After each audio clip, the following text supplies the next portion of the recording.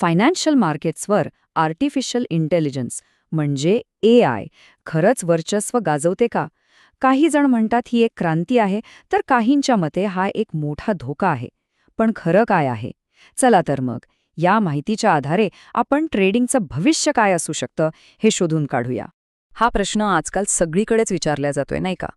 काहींना वाटते की हे तर होणारच आहे, तर काहींना यात खूप मोठा धोका दिसतोय. पण सत्य काय आहे याचं उत्तर कदाचित आपल्याला आश्चर्यचकित करेल. आणि ते उत्तर फक्त एका आकड्यात लपलेलं आहे. 88%.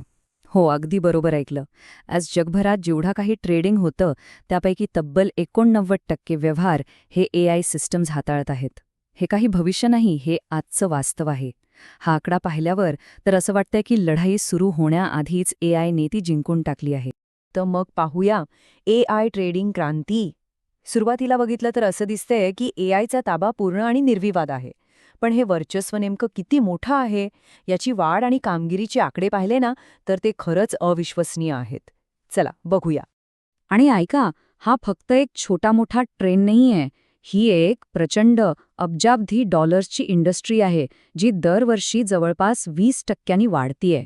ही वाढच AIच्या वाढत्या वर्चस्वाचा सगळ्यात मोठा पुरावा आहे.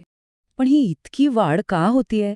याचं कारण आहे या अल्गोरिदम्सची अविश्वसनीय ताकद आणि अचूकता.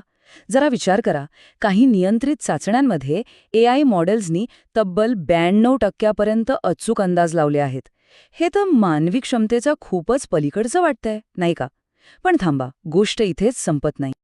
आता आपण या कथेच्या दुसऱ्या म्हणजे थोड्याशा गडद बाजूकडे वळूया.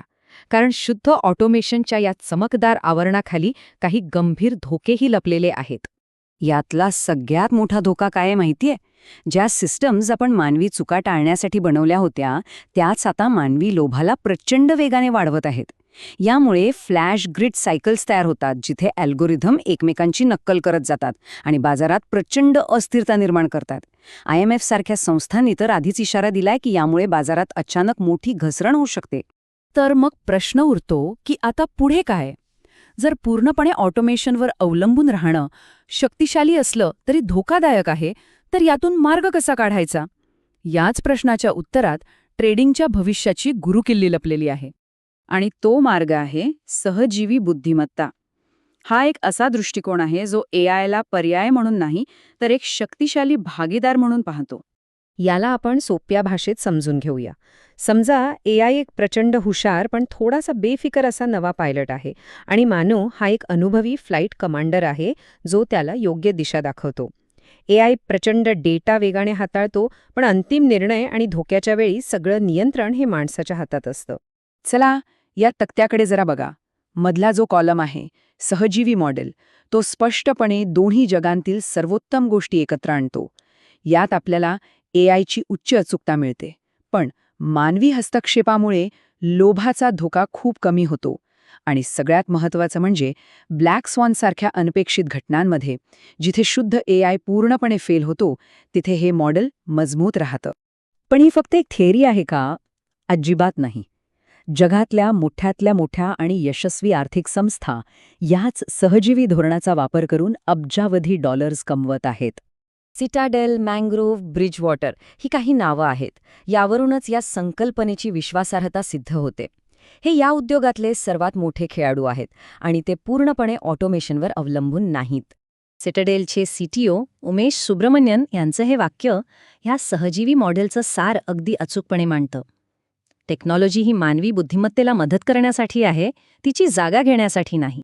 आणि याचा परिणाम त्यांच्या कामगिरीत स्पष्ट दिसतो. शुद्ध AI कधीकधी खूप कमी वेळात प्रचंड परतावा देऊ शकतो, पण तो खूपच अस्थिर असतो.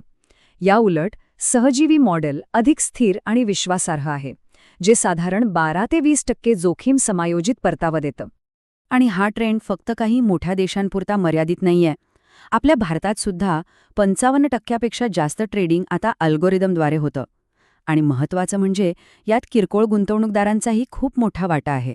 या वाढत्या ट्रेंडमुळे आता सेबीसारखे नियामक नवीन नियम आणत आहेत. 2025च्या नियमांनुसार AI पारदर्शक असणं, अल्गोरिदमची नोंदणी करणं आणि मानवी देखरेख असणं हे सगळं अनिवार्य होणार आहे. हे नियम साहजिकच अपारदर्शक ब्लॅक बॉक्स एआयपेक्षा सहजीवी मॉडेललाच प्राधान्य देतील. तर मग या सगळ्या विश्लेषणातून आपण काय शिकलो? सारांश अगदी सोपा आहे. ट्रेडिंगचं भविष्य हे संघर्षाचं नाही तर सहयोगाचं, भागीदारीचं आहे. आपल्या डोक्यात जी मानव विरुद्ध मशीनची लढाई सुरू आहे ना, ती आता विसरून जा, कारण भविष्य तसा अजिबात नाहीये. भविष्य हे मानव सोबत मशीन आहे. मानवी बुद्धिमत्ता आणि मशीनचा वेग यांची भागीदारीच ट्रेडिंगच्या पुढच्या उत्क्रांतीची खरी गुरुकिल्ली ठरणार आहे. आणि म्हणूनच आजचा शेवटचा प्रश्न हा आहे की आपली स्वतःची रणनीती, मग ती ट्रेडिंगमध्ये असो किंवा आयुष्याच्या इतर कोणत्याही क्षेत्रात, ती या नव्या सहजीवनासाठी तयार आहे का?